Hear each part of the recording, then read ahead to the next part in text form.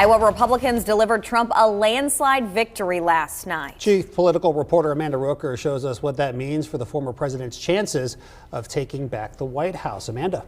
Well, Laura, Ben, Trump's win last night was not only just large, but it was actually historic. The last person to have the largest caucus win was Bob Dole. That was back in 1988, and he won the caucus that year by 12.8 percentage points. Now, compare that to last night. Trump earned more than half of the vote, 30 points ahead of second place finisher Ron DeSantis.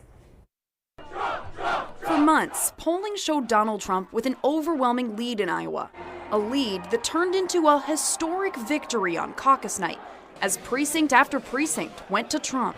Donald Trump, 35. DeSantis, 42, and Trump, 48. For Ron DeSantis, 37, and for Donald Trump, 89. While Trump's rivals like Nikki Haley and Ron DeSantis crisscrossed the state, shaking hands, knocking doors, and answering questions. It's a great question. The former president split his time between the campaign trail and the courtroom.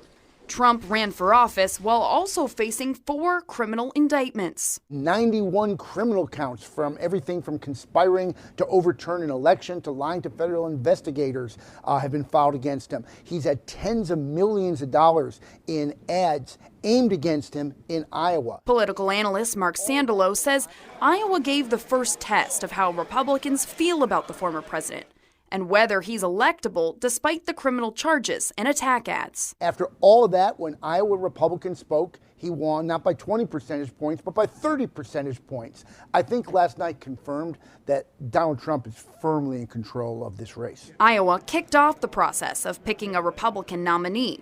That means candidates now head to New Hampshire, then on to South Carolina, and there likely won't be an official winner for months. But Sandalo says Trump could cement himself as his party's pick to take on Joe Biden if Trump repeats his record-setting caucus win. If Trump repeats in New Hampshire next week what he did last night in Iowa, this race is very close to over.